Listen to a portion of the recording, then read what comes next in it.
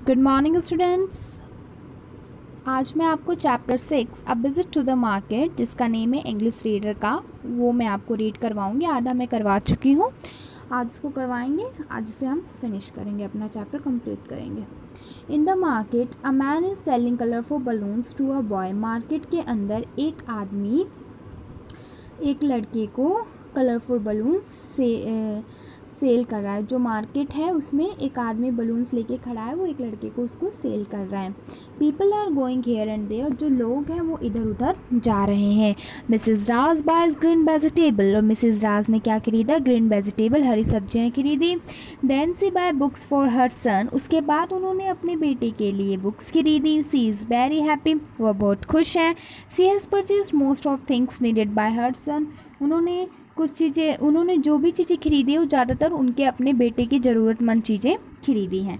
Mrs Seema goes to the toy shop, और Mrs Seema कहाँ गई? वो टॉय शॉप पे गई। She buy kitchen set for her daughter, और उन्होंने अपनी लड़की के लिए क्या खरीदा? किचन सेट खरीदा। क्या खरीदा? किचन सेट खरीदा। Then she buy a shirt, see the beggar, फिर उन्होंने एक शर्ट खरीदा। और फिर उन्होंने सी द बैगर, उन्होंने एक भिखारी को देखा। ठीक है, गरीब जो होते हैं, जो भीख मांगते हैं वो। She is taking arms from Mrs Seema, तो वो जो गरीब था वो मिसेस सीमा से कुछ भिक्षा ले रहा था, मीन्स पैसे वगैरह ले रहा था। ठीक है, इसके फिर now they are waiting for a rickshaw again, उसके बाद फिर से वो वेट करती हैं रिक्शा का।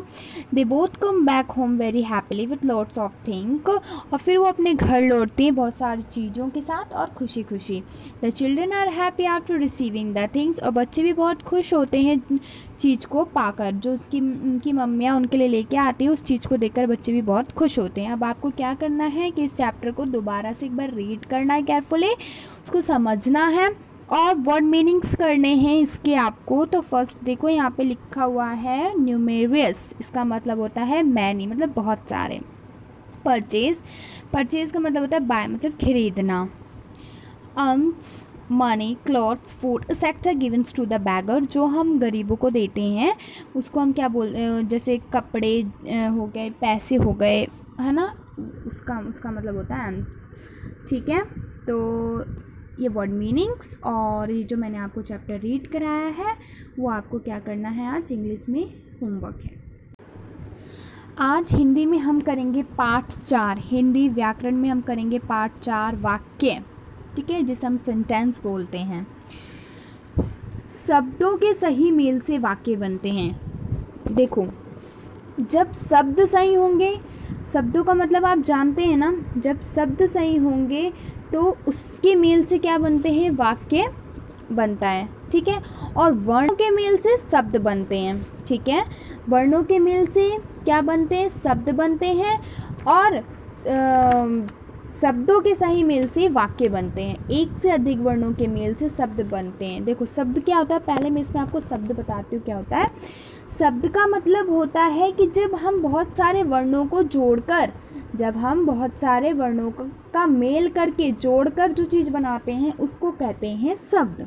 और वाक्य क्या कहते हैं? जब उन शब्दों का यूज़ करके, जब उन शब्दों का प्रयोग करके हम उस शब्दों के मेल से जो चीज़ें बनाते हैं उसको हम बोलते हैं वाक्य। ठीक है, शब्द एक हुआ और वाक्य बहुत बड़ा होता है, हर वाक्य का एक निश्चित अर्थ होता है। ठीक है, कोई भी वाक्य होता है उसका कुछ ना कुछ अर्थ निकलना ही चाहिए। ये नहीं है कि हम उल्टा सुल्टा शब्द बना देंगे, नहीं। शब्द पहले ही लाइन में बोली जा रही है, शब्दों के सही मेल से वाक्य बनते हैं। अगर शब्द आपने सही जोड़े, अगर आपने शब्द का सही उपयोग किया है तो वही करेक्ट वाक्य होगा, वही सही वाक्य होगा।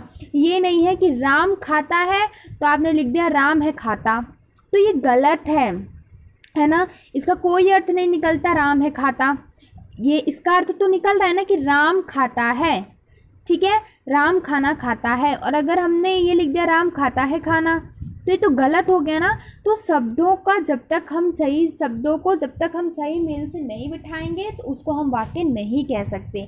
जब शब्द के मेल सही होते हैं उसी को हम वाक्य कहते हैं। ठीक है, जैसे देखो, मैं विद्यालय जाता हूँ, ये एक सही वाक्य है। अगर मैं इसमें बोल दूँ मैं जाता हूँ विद्यालय, तो क्या ये सही होगा? नहीं होगा। इसका सही अर्थ है मैं विद्यालय जाता हूँ। दूसरा है रोहन साइकिल चला रहा है। अगर मैंने इसमें लिख दिया रोहन साइकिल चला रही है, तो क्या ये सही होगा? नहीं होगा। रोहन लड़का है और मैंने यहाँ पे रही ही लिख दिया है, तो क्या वो सही होगा? नहीं। तो इसीलिए कोई भी वाक्य बनाने से पहले हमारे शब्द जो हो वो सही होने चाहिए। ठीक है, इसमें हमें सब कुछ देखना होता है। ऊपर दिए गए दोनों वाक्य शब्दों से मिलकर बने हैं। जो दोनों वाक्य हैं वो हर एक शब्द से मिलकर बना है। सही वाक्य लिखने के लिए शब्दों का सही जगह पर प्रयोग करना जरूरी है। जैसा कि मैंने आपको पहले बताया कि सही वाक्य लिखने के लिए शब्दों का सही जगह पर प्रयोग करना बहुत जरूरी है। जैसे मैं विद्यालय जाता हूँ के स्थान पर जाता विद्यालय मैं लिख दें, या रोहन साइकिल चला रहा है के स्थान पर रहा है साइकिल चला रोहन लिख दें, तो इनका कोई अर्थ नहीं निकलता, इसलिए हम इन्हें वाक्य नहीं कहेंगे। समझ गए आप कि अगर मैं विद्यालय जाता हूँ की जगह पे हम लिख दें जाता विद्यालय में, तो क्या इसका अर्थ निकलेगा? नहीं निकलेगा। तो इसलिए जो भी हम वाक्य बनाते हैं उसमें शब्द सही होने चाहिए, शब्दों का सही से उपयोग होना चाहिए। तो हिंदी में आज आपका ये होमवर्क है कि आपको वाक्य का डिफाइन करना है, वाक्य की परिभाषा लिखनी है। उसमें आप क्या लिखेंगे? शब्दों के सही मेल से वाक्य बनते हैं। सिंपल सा बात है। और ठीक है, डिफाइन परिभाषा में सिर्फ आप इतना लिखेंगे कि शब्दों के मेल से वाक्य बनते हैं। उसके बाद वाक्यों का कोई ना कोई अर्थ होता है और आप कुछ ऐसे वाक्य बनाएंगे जिसका कोई अर्थ निकले। जैसे देखो यहाँ पे लिखा है ना मैं विद्यालय जाता हूँ, इसी तरह आपको कई तरीके के और वाक्य बनाने हैं। वाक्यों में शब्द का क्रम सही होना आवश्यक होता है। ठीक है, तो वाक्यों में क्या होता है? शब्दों का क्रम सही होना आवश्यक होता है। तो होमवर्क क्या है आज आपका? पहले तो आपको वाक्य की परिभाषा लिखनी है। दूसरा, उसके बाद कुछ 10 ऐसे वाक्य बनाने हैं जिसका कोई अर्थ निकले, मतलब सही होने चाहिए, करेक्ट। ठीक है, तो ये आपका होमवर्क है हिंदी ग्रामर का। आज ईवीएस में आपको चैप्टर 5 एयर ये एक्सप्लेन कर चुकी हूँ ना मैं आपको। तो आज इसकी कुछ एक्सरसाइज करेंगे ईवीएस में चैप्टर 5 के फिल इन द ब्लैंक्स आज हम करेंगे। तो फर्स्ट है, ये देखो आपको क्लूज दे रखे ऊपर, pollution, wind, everywhere, space. First है air dash contain carbon dioxide, तो फर्स्ट आएगा पॉल्यूशन। तो air pollution contain carbon dioxide. ठीक है, सेकेंड है dash also help in drying cloth, कपड़े सुखाने के लिए किसका आवश्यकता होती है? विंड की, तो wind. 6 air occupy space, air occupy क्या करता है? Space. In fact air is present everywhere, air हर जगह है ना। तो ये फिल इन द ब्लैंक्स आपको अपनी ईवीएस की नोटबुक में करना है। और इसी के साथ आपको टिक the right and cross the wrong statement भी करना है। इसमें जो राइट है उस पर राइट का साइन करना है और जो रॉन्ग है उस पर रॉन्ग का। तो फर्स्ट है air refers to a mixture of many gases, air बहुत सारे गैसेस का क्या है? मिक्सचर, तो right. Second, air pollution is good for health, air pollution क्या हेल्थ के लिए अच्छा है? नहीं, तो रॉन्ग। उसके बाद आपको ट्रू फॉल्स करने हैं। फर्स्ट है air is a mixture of gases, air बहुत सारे गैसेस का मिक्सचर है, तो वो ट्रू। उसके बाद all living beings do not need air to live, तो फॉल्स। उसके बाद third, air occupy space, yes true. ठीक है, तो आपको करना क्या है? Fill in the blanks, tick the right and cross the wrong statement और ट्रू फॉल्स। ठीक है, तो ये आपका ईवीएस का होमवर्क है।